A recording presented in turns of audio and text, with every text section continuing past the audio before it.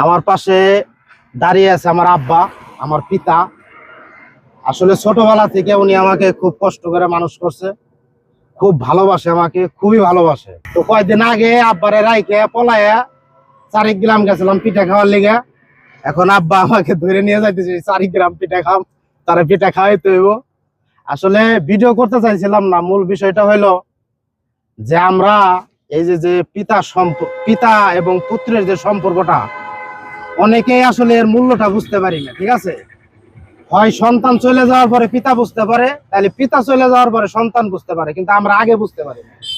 তো আমি এই জন্যই আপনাদের অনুরোধ করে বলবো, যারা পিতারা আছেন তারা সন্তানের সাথে বন্ধুত্বপূর্ণ সম্পর্ক রাখবেন, এবং যারা সন্তানরা আছেন বাবার সাথে মিশে থাকার চেষ্টা করবেন। আব্বার মুখ থেকে একটু শুনি, যদি উনি আমাদের দুইটা কথা বলে।